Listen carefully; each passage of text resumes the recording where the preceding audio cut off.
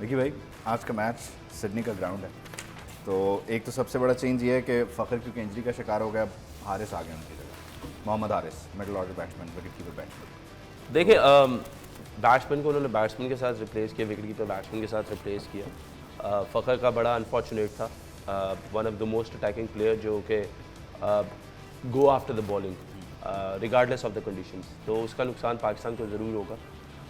हारिस का आना अंदर अच्छा है। कुछ खबरें तो ये भी आ रही हैं सिडनी से कि हारिस को ओपन करवाएंगे रिजवान के साथ, तो ये एक अजीब सा कॉम्बिनेशन। पहले आपके पास शान है, एज अ ओपनर वो खेलता है, उसको आप 3 नंबर पे ले आया, जो मिडिल ऑर्डर बैट्समैन है उसको आप ओपनर कर रहे हैं। क्या गेम है ये? पहले तो ये करना नहीं चाहिए, बनता नहीं है, मेक सेंस नहीं बनती, क्योंकि शान आपका ओपनर ऑलरेडी नंबर 3 पे खेल रहा है।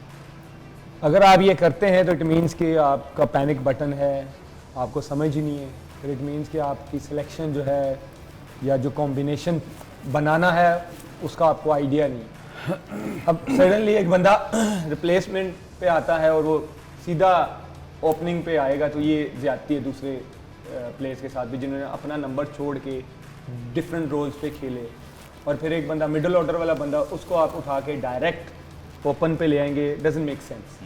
मुझे लगता है प्लेयर्स के साथ भी ज़्यादती है और फिर आपके कॉम्बिनेशन के साथ भी ये ज़्यादती है। ऐसा होना नहीं चाहिए, क्योंकि अगर बाबर रिजवान ने पहले अपना नंबर सेक्रीफाई नहीं किया तो अब भी नहीं फिर करना चाहिए। अब उनको पूरा टूर्नामेंट ये गो थ्रू जाना चाहिए था। एक ही जो कॉम्बिनेशन अब बनाया हुआ कि ये 2 ओपनर हैं, क्योंकि फ़खर और जो शान है वो अपने नंबरों को छोड़ के खेले, इसमें फिर उनका क्या कसूर है? एक बच्चा आता है उठ के वो सीधा ओपन कर लेता है, फिर शान और फ़खर का क्या कसूर है? ऐसा होना नहीं चाहिए। आई डोंट थिंक सो कि ऐसा होगा, अगर होगा तो ये बहुत बड़ा ब्लंडर है। सही है। आप क्या समझते हैं कि आप ओपनिंग के बड़े नाकिद रहे हैं? नहीं, मैं तो ओपन कभी भी नहीं की, मगर नहीं, ओपनिंग के नाकिद रहे हैं, हमारे रिजवान और बाबर की जोड़ी के नाकिद रहे हैं, आप तनकीद करते रहे उन पर, तो अब शान को ऊपर करें, अगर हारिस खेलता है तो उससे फिर ओपन करवाएं। यार देखो अब चूँकि सिचुएशन ऐसी है कि हम लोग मेरा नहीं ख्याल कि हम क्वालिफाई किसी सूरत में भी कर सकते हैं। तो आप जो इतना ज़्यादा लश्कर लेके गए हुए हैं टीम के साथ, आपको सबको चांस देना चाहिए ताकि बाकियों का भी पता चले कि उनकी एबिलिटी क्या है, ताकि वापसी पे छांटी सही से हो। नहीं छांटी नहीं। आप अगर किसी को 16 में प्लेयर्स को लेके गए हैं तो आप उनको सिर्फ टूर पे सैर करवाने के लिए तो नहीं लेके गए ना। आपको ये एक अनफॉर्चुनेटली एक अच्छा मौका आ गया है कि आपको सबको चांस देना चाहिए।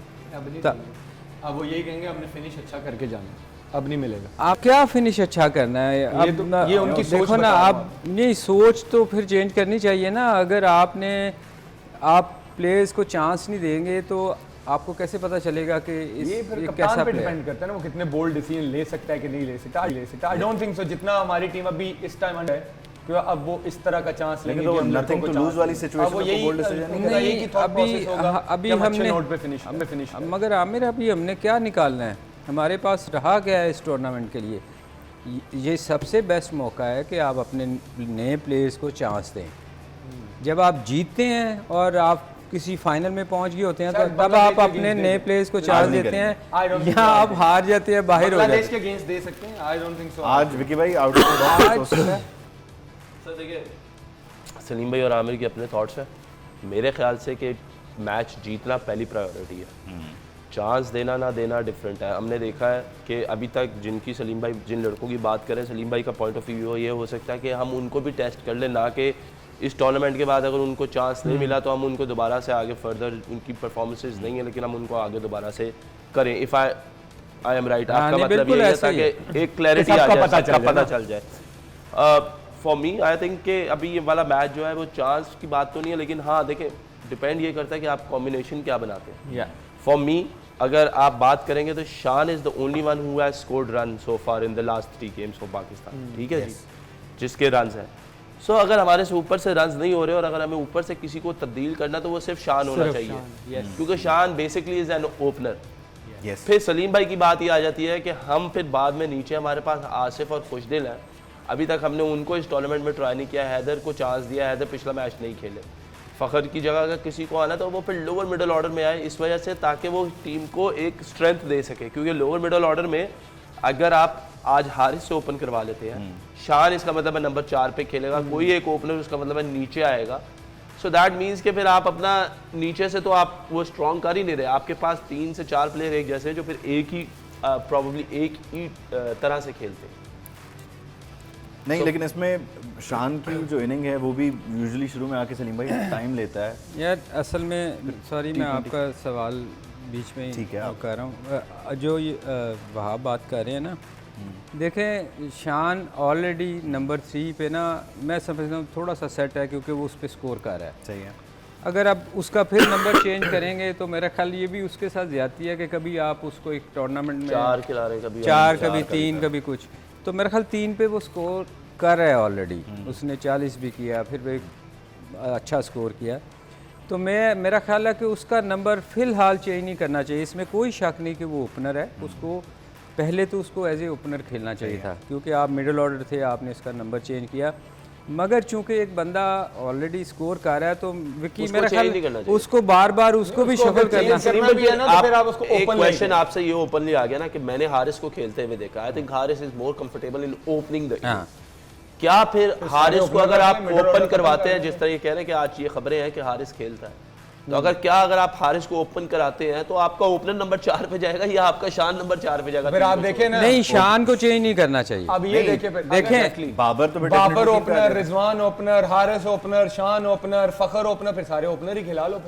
फिर आप जब आप मिडिल ऑर्डर ही नहीं सेट करेंगे, ओपनर जो मिडिल ऑर्डर वाला वो कहता है मैं ओपन में T20 में तो मैं ओपन में कंफर्टेबल हूँ, तो आपके मिडिल ऑर्डर कहाँ जाएंगे भाई? फिर हम फिर अब मिडिल ऑर्डर पे तनकीद करना शुरू हो जाते हैं, ये परफॉर्म नहीं कर रहा, वो परफॉर्म नहीं कर रहा, क्योंकि आपने एक कहता है मेरे से मिडिल ऑर्डर में नहीं होता, दूसरा कहता है मेरे से मिडिल ऑर्डर में नहीं होता, मुझे भी ओपन करनी है, तीसरा भी कहता है मुझे ओपन करनी है। अब एक नया लड़का रिप्लेसमेंट पे है, उसको भी अगर आप ओपन कराएंगे फिर सारे ओपनर ही अगर वो ओपन करता है तो इसका मतलब है कि शान दोबारा से चौथे नंबर पे जाएगा। यस, और आपका एक प्लेयर जो 2 मैचों में 2 कर रहा है, वो स्कोर किया, जिसने एक 50 और एक 48 49 जो उसने और किया, मुश्किल कंडीशंस में इंडिया के खिलाफ 2 आउट हो गए थे, सीम काफी ज्यादा हो रहा था इंडिया के अगेंस्ट। हमने देखा जब हमारे ऊपर से ओपनर्स आउट हो गए। फिर नेक्स्ट मैच में दोबारा हमने देखा कि जो मैच हमारा जिम्बाब्वे के साथ था उसमें जब हमारी टीम में दोबारा से मुश्किल आई तो शान प्लेड थ्रू द इनिंग्स, ठीक है जी, वो फिनिश नहीं कर सका। That is another thing. उसका उसने जिक्र भी किया कि मुझे अफसोस है कि मैं खड़े होकर फिनिश नहीं कर सका मैच, विच इज़ गुड कि उसकी अपनी लर्निंग के लिए कि उसने अपनी गलती को एक्सेप्ट किया।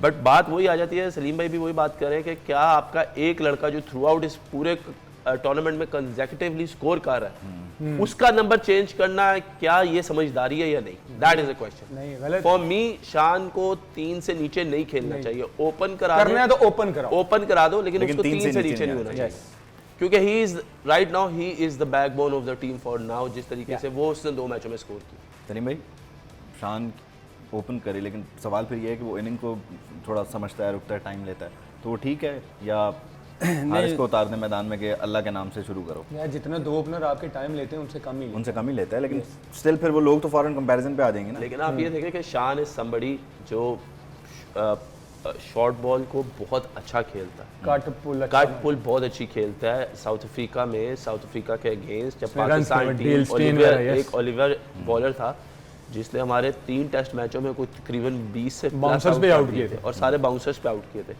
शान was the only one who was in more of a commanding position, cut and pull shot really well. आज जो बॉलिंग साउथ अफ्रीका से आप एक्सपेक्ट करेंगे, आप देखेंगे कि they will use that short ball a lot, not only the short ball, also back of length ball.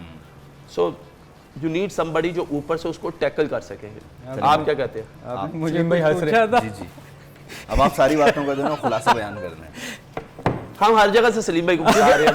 आज programme के बाद सलीम भाई जा रहे हैं प्रॉपर्टी की डील करने। आज इन्होंने कोई बड़ी डील पकड़ी हुई है यार। ये देखें हारिस जो है ना, हारिस अगर आप पिछला PSL देखें उसको इन्होंने ओपन ही करवाई है। जितने मैचेस भी हुए थे वो मैंने उसको भी देखा था एज ओपनर खेला, स्कोर करना नहीं करना, मगर वो काफ़ी अग्रेसिव खेलता है। और आपको एज ओपनर अग्रेसिव प्लेयर्स चाहिए जो 6 ओवर को हैंडल कर सके। अगर चल जाए तो वो बहुत अच्छा। सॉरी आपकी बात कर रही, आप कह रहे हैं कि वो एग्रेसिव खेलता है, राइट? मान लिया, हमने भी देखा उसको ज़ल्मी में एग्रेसिव खेलता है। तो पिछले 1.5 साल से जब हम सारे पिट रहे हैं कि फ़खर एग्रेसिव खेलता है, वो ओपनर करे, वो ओपनर नहीं आ सकता। अब ये बच्चा एकदम से आके वर्ल्ड कप के मैच में ओपन करेगा, क्यों? ये फिट है ना, फ़खर फिट। आमिर, ये क्वेश्चन जो है ना, ये आपका अकेले का नहीं है, ये पूरे पाकिस्तान का क्वेश्चन है कि फ़खर क्यों नहीं ओपन करता। अगर ये देखें, अगर वो ये एक्सक्यूज देते हैं नहीं वो एग्रेसिव खेलता है, पावर प्ले को यूज करना था, तो हम भी तो यही कह रहे थे। नहीं तो पावर प्ले तो बंदा ही एग्रेसिव होना चाहिए जिसको। मुझे ये आप दोनों की बातों से ये लग रहा है कि एक प्लेयर के आने की वजह से और ये बात होना कि यार हम एग्रेसिव खेलें या हमें एग्रेसिव ओपनर चाहिए तो यार मैंने यही मतलब सवाल किया ना। आप इतनी देर बाद आपको समझ आएगी कि हाँ, मतलब यही पूरा सवाल मसला है ये आमिर कह रहा है, हम तो logic- ये मैं वही लॉजिक कहा, नहीं होनी 1.5 चाहिए। साल से हम कह रहे हैं कि फखर एग्रेसिव खेल